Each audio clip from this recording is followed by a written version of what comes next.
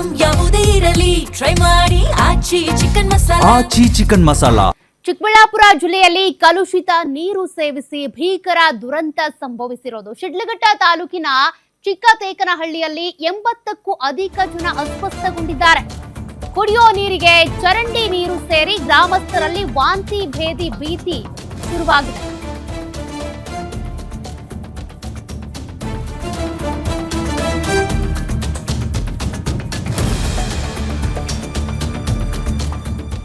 ಗ್ರಾಮದ 50ಕ್ಕೂ ಅಧಿಕ ದನ ಕರುಗಳ ಆರೋಗ್ಯದಲ್ಲೂ ಕೂಡ ಏರುಪೇರಾಗಿದೆ.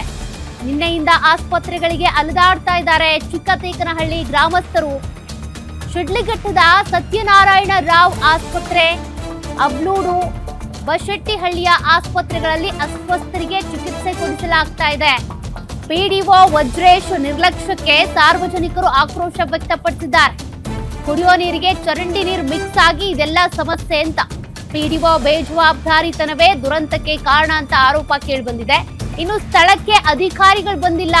ಚಿಕ್ಕತೇಕನಹಳ್ಳಿಯಲ್ಲಿ ಆತಂಕ ಮನೆ ಮಾಡಿದೆ. ದನ ಕರುಗಳು, ಅಲ್ಲಿರುವಂತ ಗ್ರಾಮಸ್ಥರೆಲ್ಲರೂ ಕೂಡ ವಾಂತಿ ಭೇದಿಯಿಂದಾಗಿ ಆಸ್ಪತ್ರೆಗೆ ದಾಖಲಾಗಿದ್ದಾರೆ, ಅಸ್ವಸ್ಥಗೊಂಡಿದ್ದಾರೆ. ಇಷ್ಟಾದ್ರೂ ಕೂಡ ಯಾವ ಅಧಿಕಾರಿಗಳು ಅಲ್ಲಿಗೆ ಬಂದಿಲ್ಲ, ಪರಿಶೀಲನೆ ನಡೆಸಿಲ್ಲ, ಜನರ ಆರೋಗ್ಯದ ಬಗ್ಗೆ ಕಾಳಜಿ ತೋರಿಸಿಲ್ಲ. ಹೀಗಾಗಿ ಗ್ರಾಮಸ್ಥರು ಆತಂಕದಲ್ಲಿದ್ದಾರೆ, ಆಕ್ರೋಶ ವ್ಯಕ್ತಪಡಿಸಿದ್ದಾರೆ. ಚರಂಡಿ ನೀರು ಕುಡಿಯೋ ನೀರಿಗೆ ಮಿಕ್ಸ್ ಆಗಿ ಈ ರೀತಿಯ ಸಮಸ್ಯೆ ಆಗ್ತಾ ಇದೆಯಂತೆ. ಜನರು ಪ್ರತಿನಿತ್ಯ ನೋಡಿ ಆಸ್ಪತ್ರೆಗೆ ಅಲೆದಾಡುವಂತ ಪರಿಸ್ಥಿತಿ ಇದೆ ಈಗ.